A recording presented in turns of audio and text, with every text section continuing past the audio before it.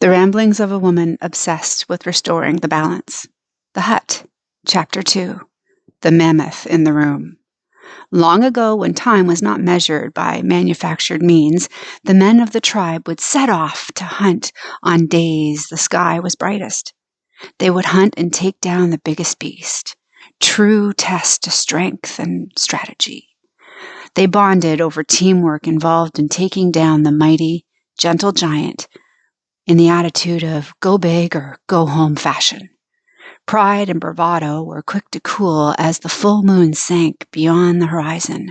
With the rise of the sun, they would be tasked with hauling the sucker home.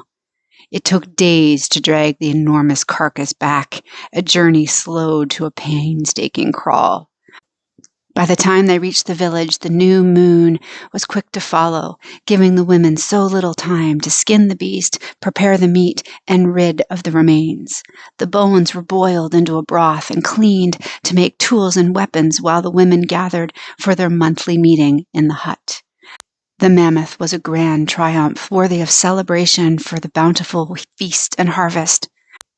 Moons passed. With each, a mammoth was butchered. When everyone in the village had blankets and throws from hides, the beast had served its purpose. The women surveyed their overstock in tools and supplies and considered improving their method. They discussed the benefits of smaller game, ones that men could easily carry. The question remained, however, if smaller animals were easily caught or hunted. Techniques were developed and crafted. The men reluctantly adapted to snares and traps, all the while reminiscing on the big kills.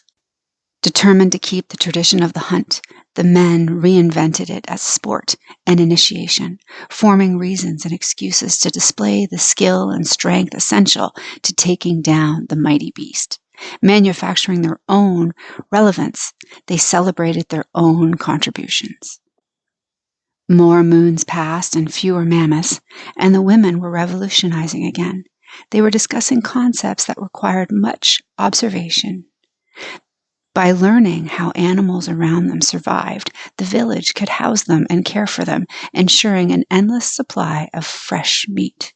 Studying the diet of rabbits and pheasants, they would need to know how to grow vegetables and grain.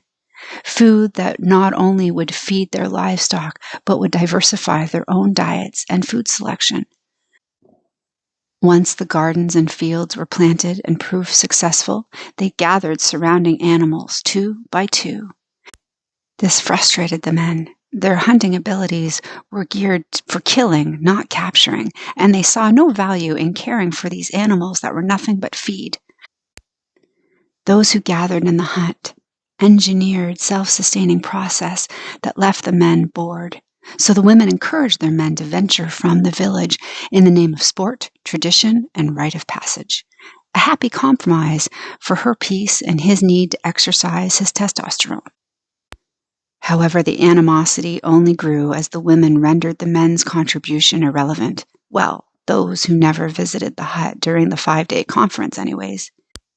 In the quiet moments of hunting everything but the forbidden, easily found woolly mammoth, the men began to conspire and drum up stories that eventually shaped society as we know it today and trigger the ultimate demise of mankind.